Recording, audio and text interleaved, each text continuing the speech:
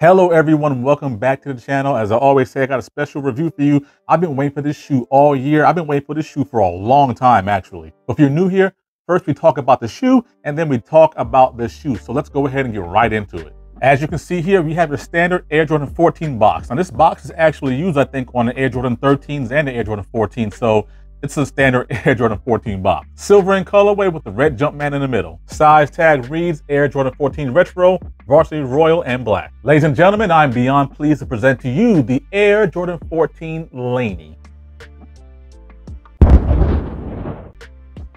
While this is not my first Air Jordan 14 review, I would like to go ahead and do a lot of digging that I didn't do in that review, so please allow me to do so. Originally designed by Tinker Hatfield and Mark Smith after the Ferrari 550 Maranello, this shoe has got a lot of fast elements to it. I mean, that car, the 550M or Maranello, has so much influence on the design of this silhouette. The shoe itself was designed to evoke the feeling of pure speed. On the heel, we have tire tread from the supercar tires on the 550. On both the lateral and medial side, you have these quilted uppers, which are reminiscent of the quilted interior of the luxurious 550 Ferrari. You have the yellow spoiler of the tongue, just like the spoiler on the rear of the car. The spoiler does, of course, have Jordan on one side and the Roman numeral XIV 14 on the other. On the medial side of the shoe, you have a mesh opening, which is designed to simulate the exhaust vents on the 550. On both the lateral and medial side of the shoe, you have these fins, which are meant to resemble the body kit of the 550M. And lastly, the shield is designed after the prancing horse logo on the Ferrari itself. On the bottom of the shoe, you have that black herringbone traction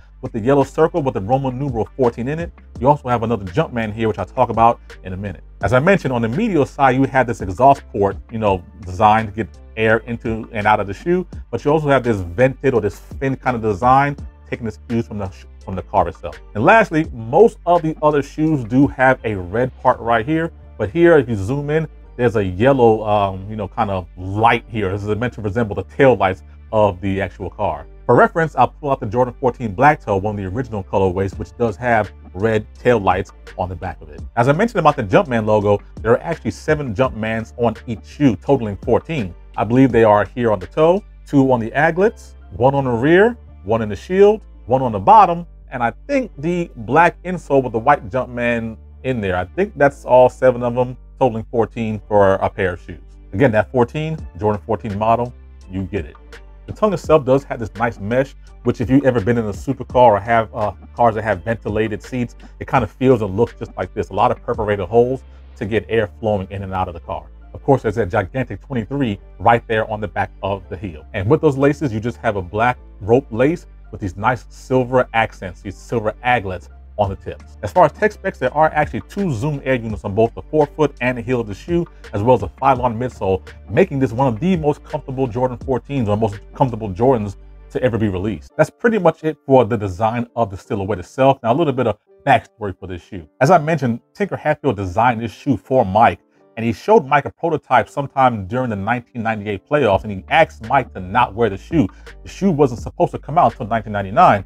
But in true MJ fashion, he went ahead, took him for a test drive anyway, and the rest is history. You can see him holding the pose over Byron Russell in Game 6 of the 1998 NBA Finals against the Utah Jazz, the last shot as it was. Now, there were actually 8 colorways that came out in this shoe originally, and the Laney was one of them, but not in the way you think. We'll talk more about that later. But in addition to that, there were also 2 different paneling options. As you can see here, you have a smooth, full leather grain. Well, this is actually the full leather grain.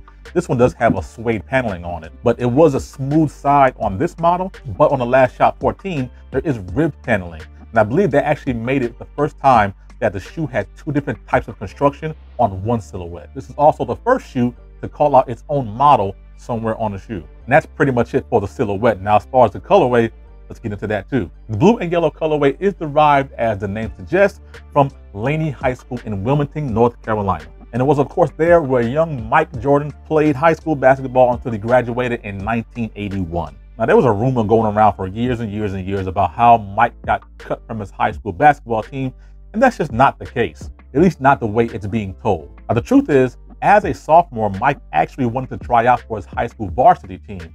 Now, Mike at that time was short in stature, being only 5'10", and of course that wasn't going to cut it for a varsity basketball team. In actuality, the player that replaced Mike was around 6'7" tall, and coach's decision. So at that point, Mike was sent down to the JV team, and of course, in true Mike fashion, he took that personally. At that point, Mike went ahead and honed his skills, got better and better, and of course, genetics kicked in.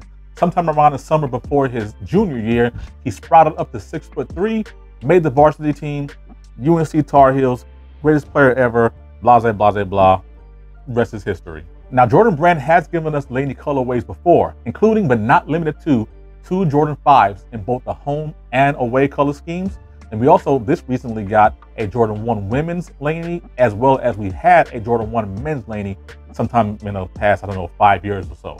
Don't quote me on that though. Now, as far as the Jordan 14 is concerned, we actually got this shoe twice before, but not in this height, as I mentioned before.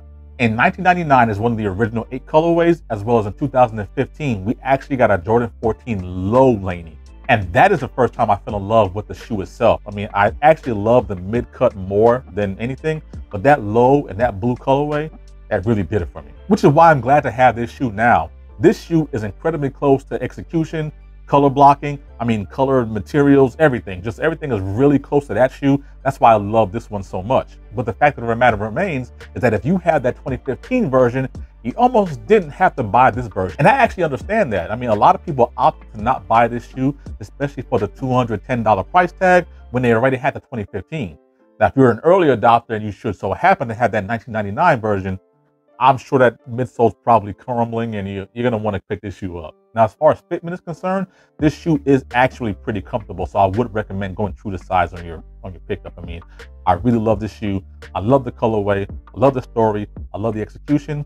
Fantastic shoe.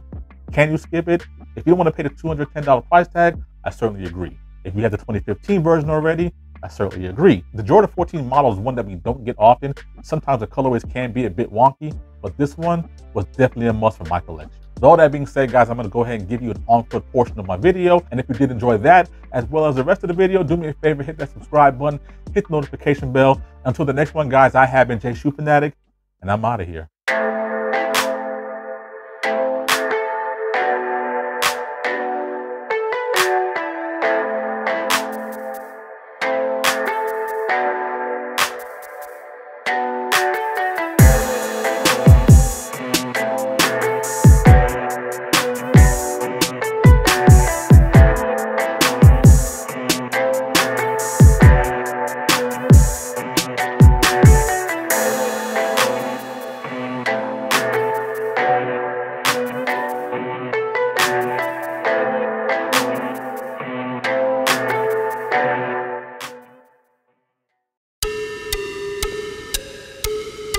Black snow. Oh, the original cut. There it absolutely is. I might like it better than the 2020 version. And I had to have